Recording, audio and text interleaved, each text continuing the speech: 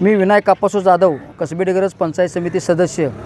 आज पंढरपूरला जात असताना आमच्या कसबे डिग्रज गावातील दिंडीचा अपघात झाला आणि त्या अपघातामध्ये 3 ह्या दिंडीमधील महिला मृत पावलेल्या आहेत। खरं बघायला गेलं तर ह्यासाठी शासनानं ते प्रत्येक वर्षी जर अपघात होत असतील आणि एखाद्याचा प्रपंच उद्भवत असेल तर त्यासाठी जे काही उपाययोजना करणं गरजेचं आहे ते त्यांनी करणं गरजेचं आहे असं मला वाटते। आणि आज आमचं अखंड गाव, आमचे सगळे या ठिकाणी वारकरी संप्रदाय आणि आमचे पूर्ण गाव शोककळेमध्ये बुडालेलं आहे।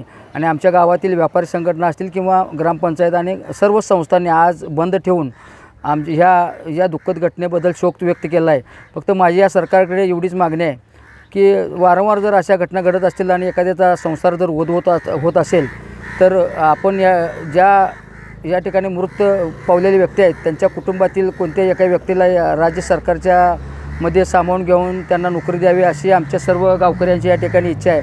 आणि तातडीनं ताबडतोब त्यांना जे कोण मयत झाले आहेत त्यांच्यावर मदत आर्थिक स्वरूपाची मदत करावी आणि जे कोण जखमी आहेत त्यांनासुद्धा भरघोस प्रमाणात मदत करावी अशी आमची सर्व गावकऱ्यांची इच्छा आहे। आणि आम्ही पूर्ण अखंड गाव आज पूर्ण शोकसागरात बुडालेलो आहोत। अंत्यसंस्काराच्या दृष्टीने काय आता पुढे काय आता आमच्या गावातील प्रमुख मंडळी, मी सुद्धा जाणार होतो पण आमच्या गावातील सर्व प्रमुख मंडळी त्या ठिकाणी त्या दिशेनं पुण्याच्या दिशेने रवाना झाले आहेत। 4-5 गाड्या गेलेल्या आहेत आणि त्या ठिकाणी गेल्यानंतर ते माहिती देतील म्हणले आणि पूर्ण आम्ही अखंड गाव अंत्ययात्रेसाठी एकत्र येणार आहोत।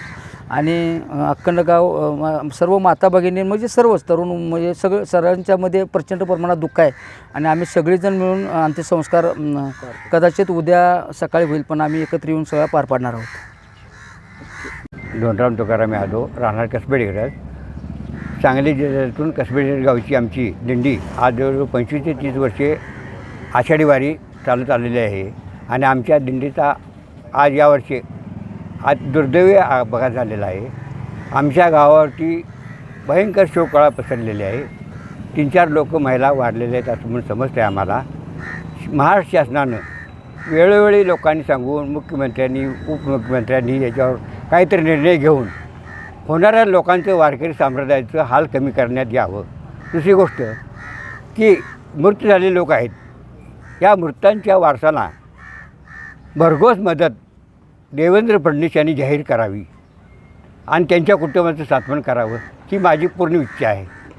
आणि त्यामध्ये मृतांच्या लोकांमध्ये जे मरण पावलेले आहेत त्या लोकांच्या वारसांना महाराष्ट्र शासनानं त्यांच्या कृतीप्रमाणे नोकरीत समाविष्ट करून घ्यावं ही महाराष्ट्र शासनाला माझी पूर्ण विनंती आहे।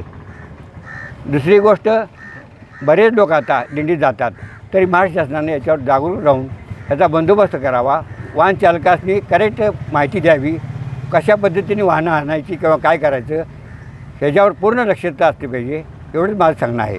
ही दिंडी जी आता गेली होती या दिंडीची काय परंपरा आहे? या दिंडीची परंपरा 30 वर्ष झाली आमची दिंडी इथे कसबे डिग्रजवरून जाते, सांगली जिल्ह्यातून कसबे डिग्रजवरून जाते। हां, आणि ते आनंद येऊन प्रसन्न आमचं झाल्यानंतर आम्ही दिंडी हलवतो आणि ते सासवडच्या दिशेने पुण्याच्या दिशेने जाते। पुण्यात मुक्काम 2 दिवस असतो, तिथून पुढं सासवडला मुक्काम आमचा 2 दिवस असतो। आज सासवडचं मुक्काम करून सकाळी त्यांचा हा कार्यक्रम झालेला आहे। ही कधी गेली होती आणि किती लोक होते यामध्ये? ह्या दिंडीमध्ये 100 ते 110 लोक आहेत। 100 ते 45 भर महिला आहेत, बाकीची पुरुष मंडळी आहेत।